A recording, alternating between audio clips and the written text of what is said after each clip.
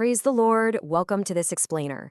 Today, we're stepping straight into the heart of what is, honestly, a completely immersive ancient family drama. Seriously, we're going to unpack a story that has absolutely everything. We're talking massive wealth, dynastic succession, lingering heartbreak, and a completely unexpected plot twist that still resonates thousands of years later. If you've ever felt like your life just isn't following the standard expected script, well, you're going to find a lot of comfort and maybe a little surprise in what we're covering today. So the scene opens with a message that nobody ever wants to receive. Behold, your father is ill. Try to imagine the incredibly high stakes here. We aren't just talking about any father, right? This is Jacob, the great patriarch of Israel, lying on his deathbed in Egypt. And rushing in to see him is his son, Joseph. Now, remember, Joseph isn't just a grieving son at this point. He is literally the second most powerful man in the entire Egyptian empire. But he drops everything, he hurries to his father's side, and he brings his two young boys, Manasseh and Ephraim, with him for what's going to be one final, absolutely crucial goodbye. Okay, let's dive into this. Section 1, a solemn family gathering. The atmosphere in this room is just thick with history and emotion. Jacob summons all of his remaining strength just to sit up in his bed. His eyes are dim with age. He can barely see who's standing right in front of him. You can actually feel the heavy emotional weight of this moment. It isn't just a casual family visit. This is the passing of the torch. And this brings us to our primary source material today. We're looking directly at Genesis chapter 48 from the English Standard Version, which outlines exactly how this dramatic encounter unfolds. I love grounding our explainers right in the text because it shows us this isn't just some vague fable. It's a meticulously recorded historical account of a real family navigating inheritance, grief, and divine providence. As Joseph brings his sons close, Jacob kisses and embraces them and utters this incredibly poignant line, "I never expected to see your face, and behold, God has let me see your offspring also." I mean, just think about that for a second. For decades, Jacob genuinely thought Joseph had been killed by wild animals. It's exactly like a modern family reuniting against all conceivable odds after a lifetime of painful separation. The sheer gratitude in Jacob's voice here sets a beautiful emotional foundation for the shocking move he's actually about to make. Section 2, adopting Joseph's two sons.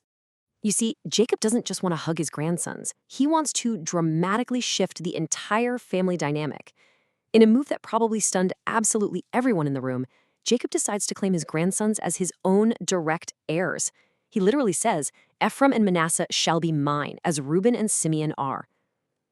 To put this into a modern perspective, it's kind of like an incredibly wealthy grandparent today legally adopting their own grandchildren, effectively bypassing their actual child just to ensure those grandkids get a direct, equal, and immediate share of a high-stakes family estate. It's a massive legal and relational maneuver. Boom, Joseph's sons are now on equal footing with Joseph's own brothers. And this brilliantly illustrates the underlying motivation behind Jacob's actions. He connects this sudden adoption to his lingering, lifelong grief over his beloved wife Rachel. He recounts how, to his profound sorrow, she died on the way to Bethlehem. By elevating Rachel's grandsons, the children of our firstborn Joseph, Jacob is honoring her memory. So this isn't just some cold, calculated distribution of wealth. Right? This is a deeply compelling personal story of a man trying to make things right for the woman he loved most in the world. Section 3, the crossed hands conflict. But as touching as this all is, things are about to get incredibly tense. It's time for the formal blessing. Joseph, being a man of order and strict Egyptian protocol, carefully positions his sons. He puts Manasseh, the older brother, to Jacob's right, and Ephraim, the younger brother, to Jacob's left. Everything is set up perfectly for a standard traditional ceremony. To understand why, we really need to understand the right hand blessing. In the ancient world, the right hand was the hand of power, authority, and the primary inheritance. It was universally reserved for the firstborn son. Think of it like a modern CEO calling a massive press conference to officially name their primary successor. The right hand signifies the keys to the kingdom. Joseph is simply following the established rules. But here is the massive plot twist. As Jacob reaches out, he stretches his right hand and lays it on the head of Ephraim, the younger brother, and he puts his left hand on the head of Manasseh, the older brother. He intentionally crosses his hands. I mean, it's a deliberate physical act that completely upends family tradition and absolutely shocks Joseph. The standard procedure is literally thrown right out the window. Now, what's really interesting about this slide is the sheer contrast between human expectation and reality here. You have Manasseh, the firstborn, who everyone expected to be greater, and then you have Ephraim, the younger, unexpectedly receiving the primary blessing. When Joseph sees this, the text says it deeply displeased him. He actually grabs his elderly father's hand and tries to physically force it onto Manasseh's head, saying, "Not this way, my father, since this one is the firstborn." Joseph naturally assumes his blind, aging father has just made a clumsy mistake. Section 4. An unexpected divine plan. But Jacob's response proves this was absolutely no accident. The blind old man saw something that the most powerful man in Egypt just couldn't see. He refuses to be corrected by his son. He pulls back and says with absolute clarity, "I know, my son, I know." He goes on to explain, "He also shall be great. Nevertheless, his younger brother shall be greater than he, and his offspring shall become a multitude of nations." Jacob is prioritizing divine foresight over rigid human tradition. It's a recurring theme if you look closely. And we see this all the time today in real life, don't we? Think of a younger sibling or a junior employee who unexpectedly bypasses the traditional hierarchy and achieves far greater success, simply because they possessed a unique gifting or timing that the standard system just couldn't account for. To seal this, Jacob delivers a profoundly poetic blessing. He calls upon the God who has been my shepherd all my life long to this day, the angel who has redeemed me from all evil, bless the boys. He isn't relying on his own wisdom here.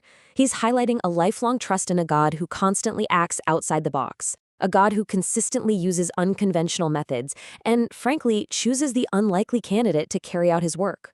And just before the scene ends, Jacob adds one last fascinating layer to this unexpected inheritance. He turns to Joseph and gives him one extra portion of land, a mountain slope that Jacob took from the Amorites with his sword and bow. It's a surprising final gift, a little extra inheritance on top of adopting his sons, proving, once again, that Jacob's favor does not follow a predictable spreadsheet. It's a deeply personal reward. Section 5. 3 steps for daily life. So, the crucial point is, why does an ancient bedside blessing matter to us right now? Well, how does this family drama apply to the real-world situations we face every single day? It actually gives us a powerful blueprint for navigating life when things don't go according to our carefully laid plans. Let's walk through these 3 actionable steps. Number 1, trust God's unconventional timing. Just like Jacob crossing his hands, sometimes the blessing you receive doesn't look anything like the one you expected, but it's exactly what you need. Number 2, honor your heritage and your elders. Joseph submitted to his father, even when he completely disagreed, showing immense respect for the wisdom of the previous generation. And number 3, let go of rigid expectations. If you rigidly cling to how you think things should be, you might completely miss the unique crossed-hand blessing that's actually being offered to you right now. Which leaves us with this one central question to ponder today. When you look at your own career, your family dynamics, or even your personal goals, are you willing to let go of your strict expectations when life crosses its hands? Sometimes the greatest blessings come from the deepest plot twists. Thank you so much for joining me to unpack this fascinating story today. If you enjoyed this explainer, please like, share, and subscribe.